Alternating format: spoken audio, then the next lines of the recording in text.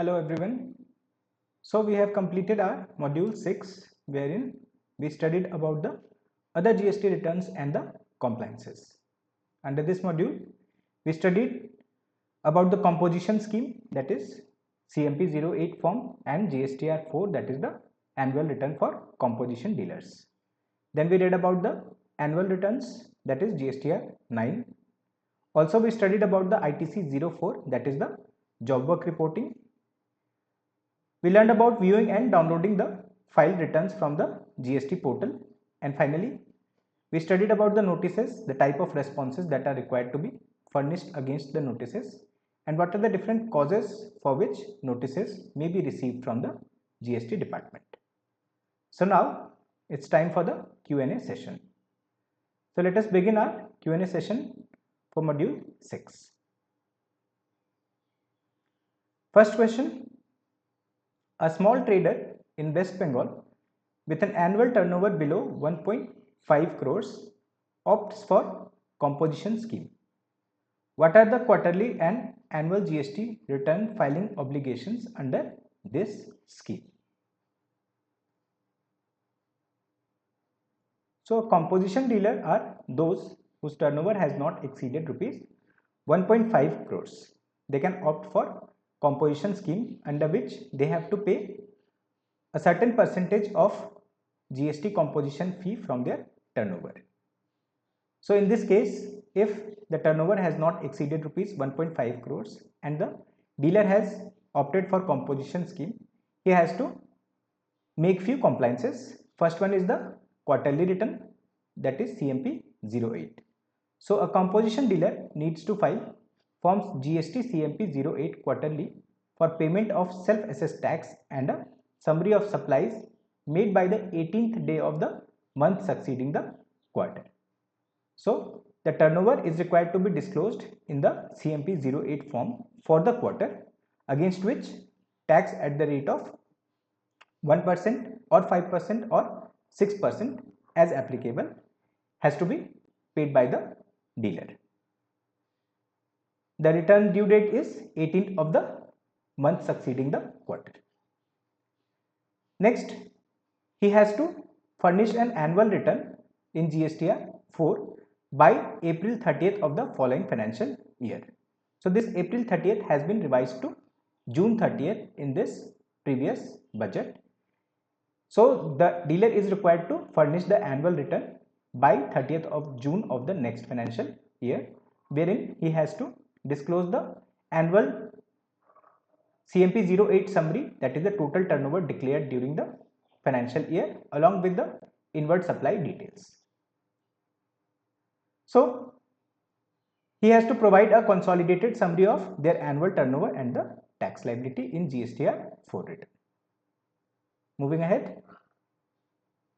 Question number 2. Can a composition dealer make interstate supplies? What happens if a composition dealer exceeds the turnover limit during the financial year?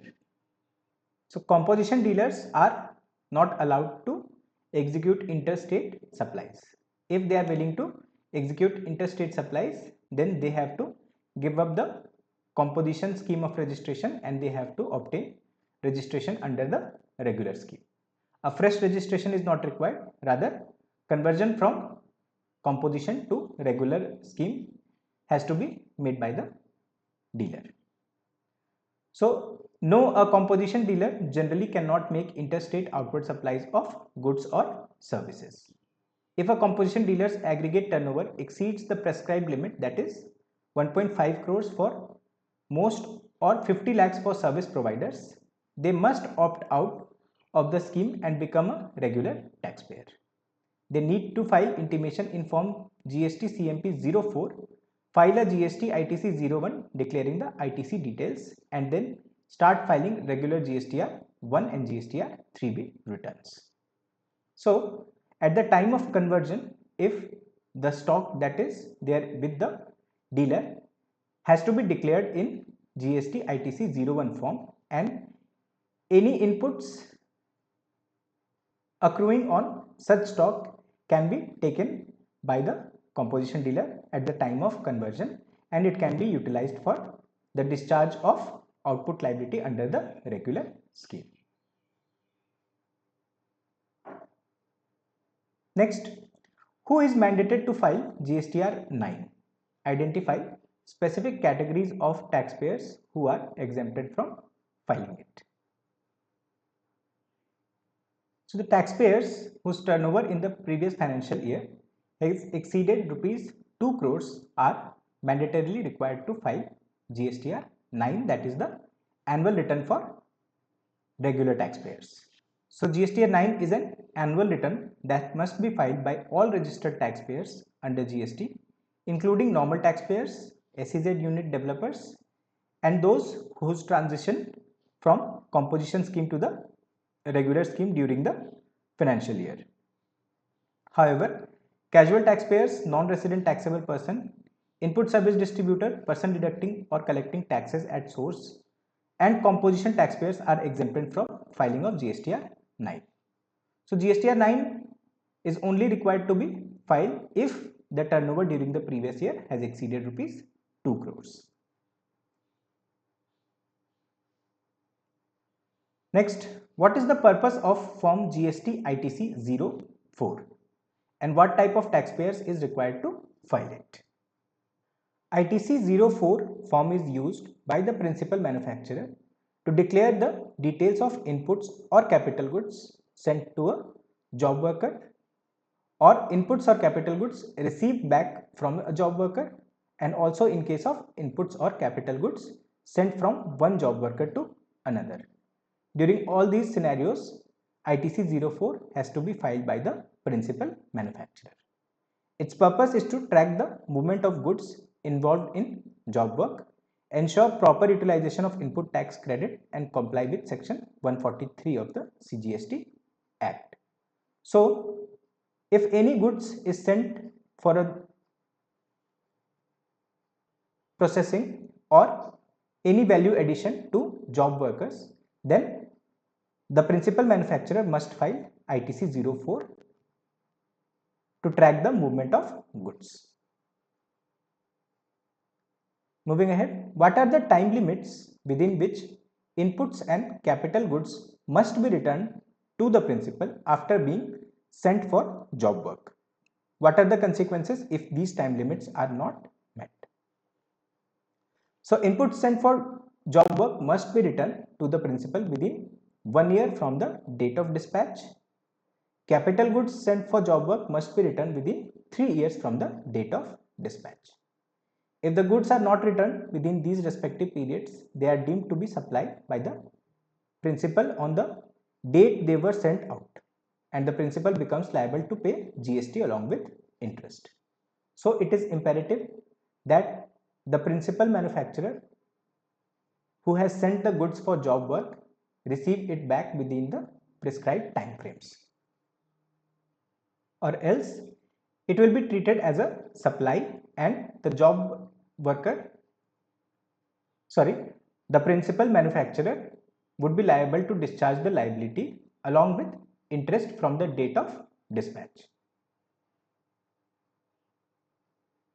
Moving ahead, a taxpayer wants to download a summary of all their e-file GST returns for a specific financial year without selecting individual periods. Is this possible on GST portal? All the previously filed GST returns and the payment challans along with credit ledger and cash ledger is available readily to be downloaded from the GST portal. So yes, it is possible to download a summary of all e-file GST returns for a financial year. To download, the taxpayer must navigate to services. Then under services, there is an option of returns. After selecting the return option, there is an option of view file returns. The taxpayer can select the financial year and click on search tab without selecting the specific return filing period or return type. The system will display all the file returns for that financial year, and the taxpayer can then choose the forms or the returns that he wants to download, and then he can download the returns individually.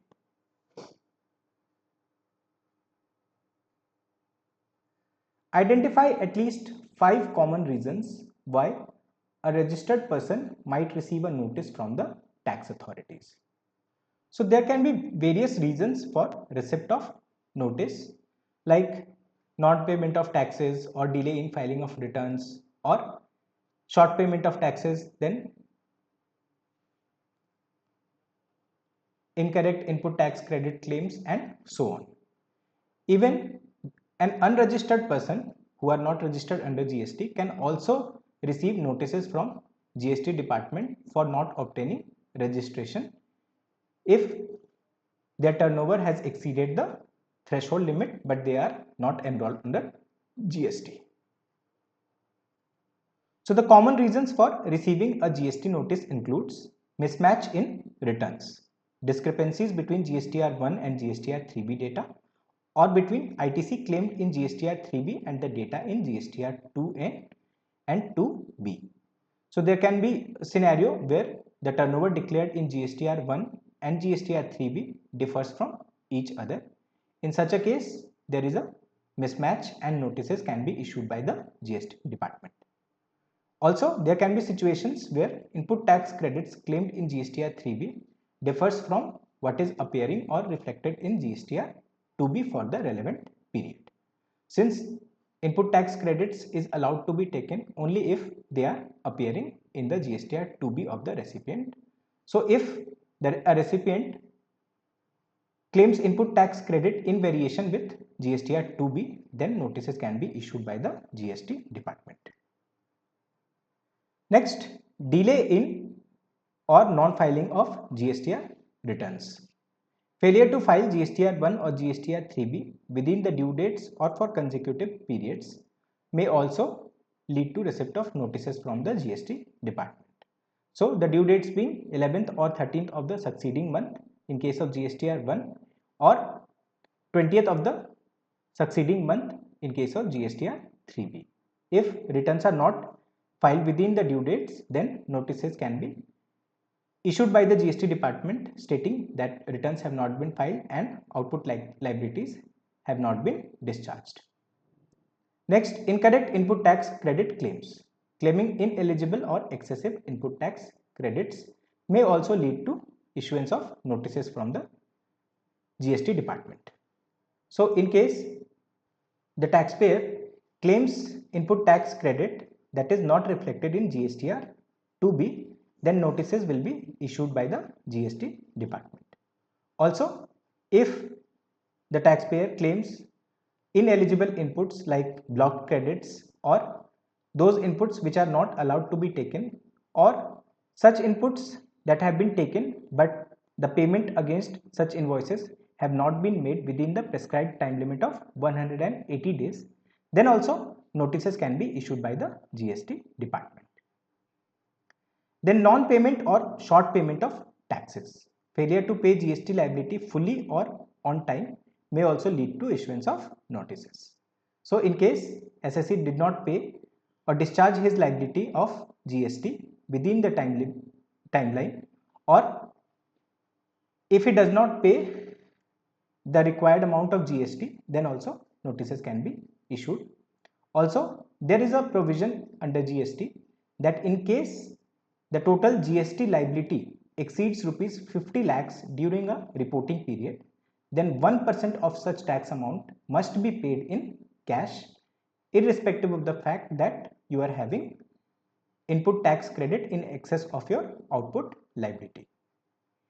For example, suppose if the output liability during a reporting period is rupees 55 lakhs, whereas the input standing to our account is rupees 60 lakhs. So we have excess input, but still in this case we have to discharge 1% of rupees 55 lakhs, that is rupees 55,000 in cash, and we cannot utilize the entire input tax credit. So under these circumstances also, if the provisions are not adhered to, then notices can be issued by the GST department. Then e-way bill violations. Inconsistencies between e-way bill data and GSTR1 or failure to generate e-way bills may also lead to issuance of notices by the GST department. So any movement of goods in excess of rupees 50,000 requires generation of e-way bills, or the particulars of e-way bills are not proper, then also notices can be issued by the department. Then profiteering, not reducing the prices after a GST rate cut and failing to pass on the benefit to the consumers. In case there is a revision in GST rates or any laws due to which the GST amount is reduced, then the taxpayer must take it into consideration while issuing the invoices, and in case he fails to do so, the department may issue a notice and recover the excess amount recovered from the clients which has not been remitted to the government in the form of GST. Moving ahead, a taxpayer files GSTR 1 with a higher turnover than declared in GSTR 3B for the same period. What type of notices is likely to be generated and what is the prescribed response? So, if the outward supply, that is the sales, declared in GSTR 1 is higher than that declared in GSTR 3B for the same tax period, the taxpayer is likely to receive a notice in the form of DRC 01B from the GST system. This notice requires the taxpayer to either pay the differential tax along with interest using form DRC 03, which is used for voluntary payment of taxes, or provide a detailed explanation or justification for the mismatch via the GST portal. Failure to respond within the stipulated time can lead to further proceedings. So any differences in GSTR 1 and GSTR 3B must be supported with a proper reconciliation statement, and if it is genuine, then the taxpayer must respond to the notice through the portal and attach the reconciliation statement along with his reply.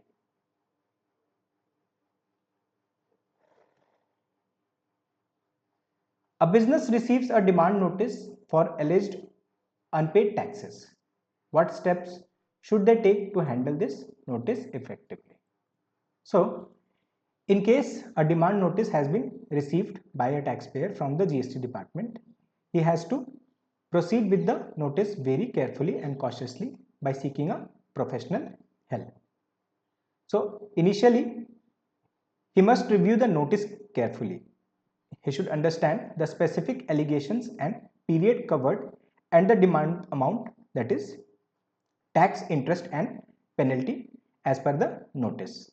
So very first thing that a taxpayer must look into a notice is that if the notice is valid in the eyes of law. If it is time barred, then the department cannot issue a notice and it will be quashed upfront.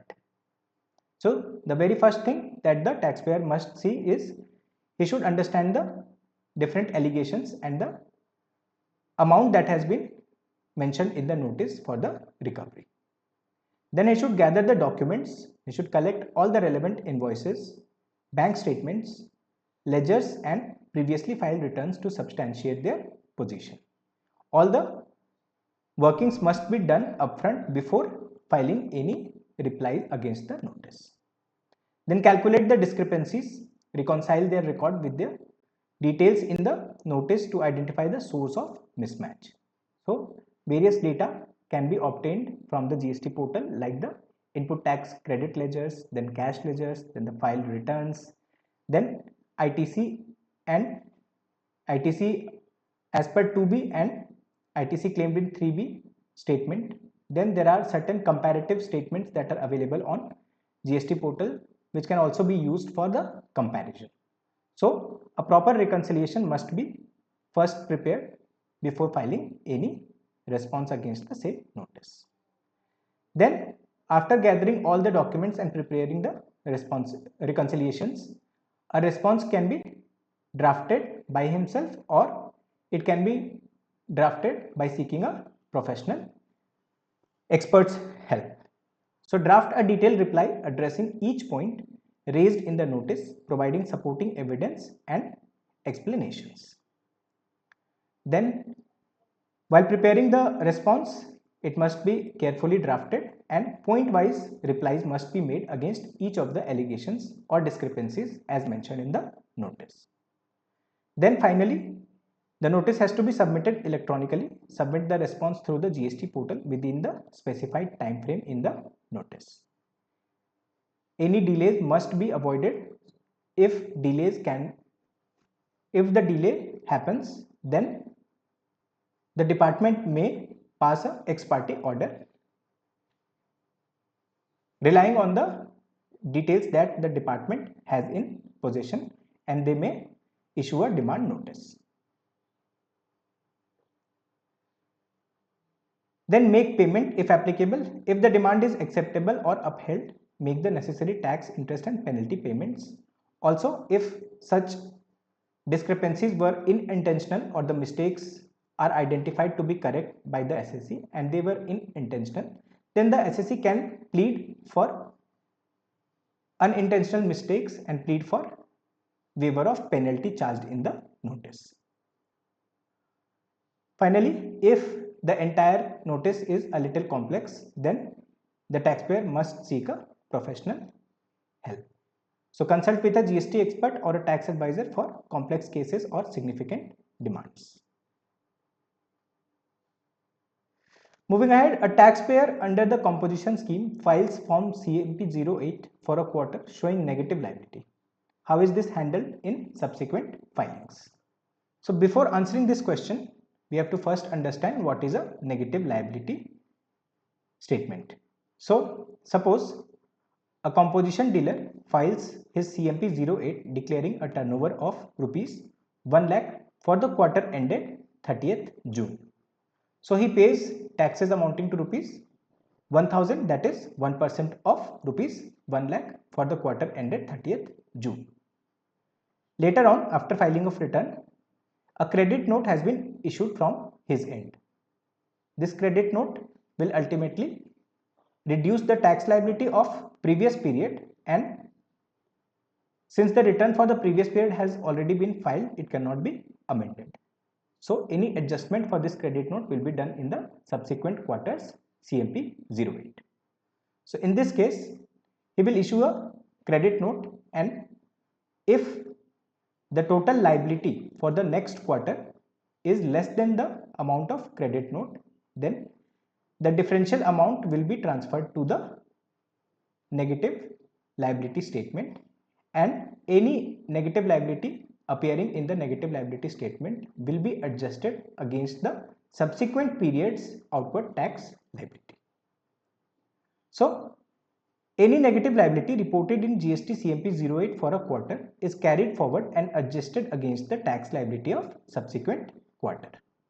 This adjustment will be reflected in the adjustment of negative liability of previous tax period column in table 4 of the next quarter's CMP08 filing. So this is how negative liability statements works out to be used in the subsequent periods CMP08 return. Next, can a taxpayer rectify errors identified in a GST notice, example incorrect ITC claim, by making adjustment in subsequent periods GSTR 3B filing, or is a specific response through the portal required? So it depends on the nature of error and the notice. For minor discrepancies or errors that do not require detailed justification, taxpayers might rectify them by making adjustment in a subsequent GSTR 3B filing. For example, if during the month under consideration the taxpayer has availed certain input tax credits which were block credits in terms of 17(5) of CGST Act, then he can reverse such input tax credits in the subsequent periods GSTR 3B. If he has utilized the said input tax credit in that period, then he must reverse the input tax credit along with interest. However, if an official notice like a scrutiny notice or a show cause notice has been issued, a formal response through the GST portal explaining the rectification made or justifying the original claim is generally mandatory. Simply rectifying the error in the next return might not be sufficient to close the notice proceedings. Always refer to the specific instructions received in the notice. So, if the SSC has identified the errors and if the error is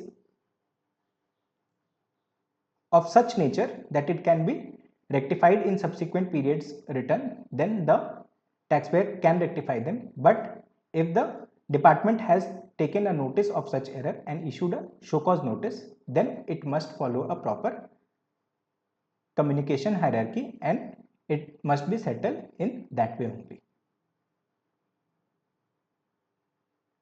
Next, can a principal directly send goods from their supplier to the job worker's premise without bringing them to their own premise first?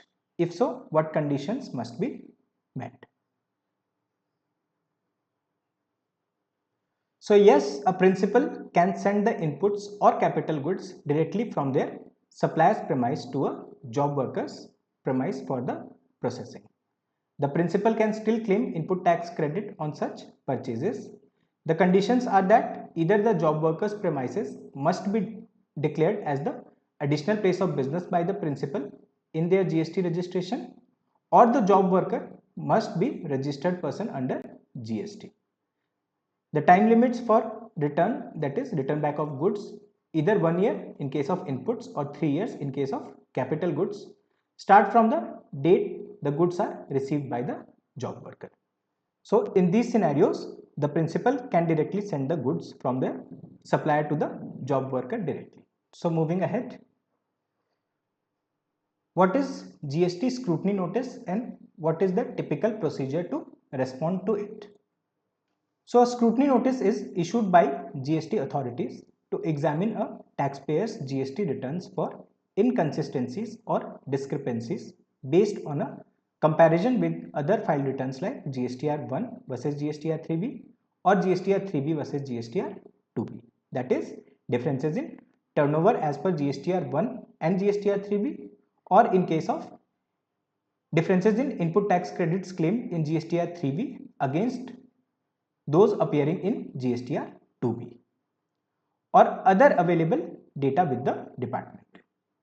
The typical procedure to respond involves reviewing the notice thoroughly, gathering all relevant documents and evidence supporting the return filing, preparing a detailed written explanation addressing each discrepancy, and submitting the response through the GST portal within the specified time frame, usually via Form ASMT 11 if the notice is issued under ASMT 10 form.